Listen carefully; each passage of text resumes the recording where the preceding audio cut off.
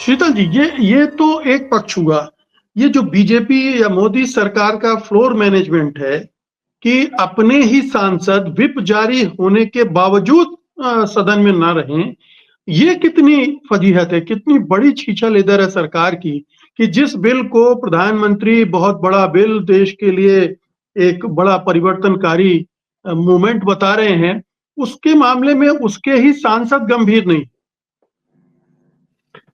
Actually सांसदों को यथास्थिति तो पता ही थी। ये जो सांसद नहीं थे, ज्यादातर ये बहुत सीनियर लोग हैं।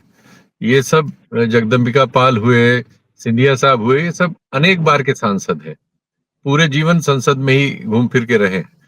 तो ये लोग इन चीजों को न समझते हो ऐसा तो है नहीं, या इसकी गंभीरता न समझते हो। लेकिन उनको ये पता था कि ये बिल जो है अल्टीमेटली जेपीसी में ही चला जाएगा। ये बिल फिलहाल पेश होगा, ये एक इशू है, राजनीतिक इशू डाइवर्ट करने की बहुत सारी जो टैक्टिक्स चल रही हैं आज की परिस्थितियों पर, उनमें से एक कदम ये भी है। इसलिए वो उस गंभीरता में नहीं मिले जैसी गंभीरता अपेक्षा की जा रही थी।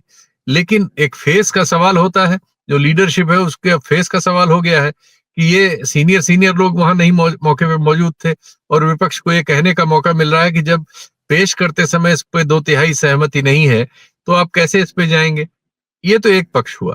लेकिन दूसरा पक्ष आप देखिए कि देश का दूसरा पक्ष कितना घिनौना है कि ऐसे दल और ऐसे लोग जिनको इस तरह के किसी भी कानून से सबसे पहले फेडरलिज्म पे खतरा जिनको फील होना चाहिए, वो सब लोग बड़ी बेशर्मी से इसके समर्थन में आ गए। मायावती जी आ गई, एजेंसियां उनके पीछे हैं, उनके कोई सांसद नहीं है लेकिन वो इसमें शामिल हो गई। ऐसे ही बिहार की पार्टियों का हाल रहा, और यहाँ आंध्र प्रदेश से अपनी शर्त के साथ जरूर आए नायडू साहब, लेकिन वहां जो दूसरी पार्टी है दुनिया भर की चोरी में जिसका नाम आ रहा है, अभी जो अडानी वाली चोरी है उसमें भी उसका नाम है, वो भी उसी में शामिल है समर्थन करने में। तो इस देश में फेडरलिज्म को और लोकतंत्र को खत्म करने के इस तरह के फैसलों पर सहमति देने वाले अनेक लोग मौजूद भी हैं।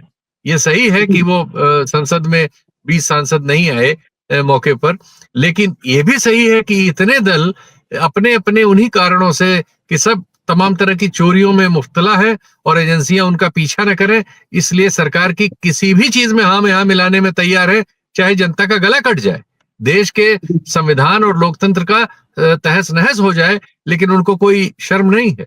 ये भी इसका एक पक्ष है जिस पर बातचीत साथ साथ होते रहने चाहिए।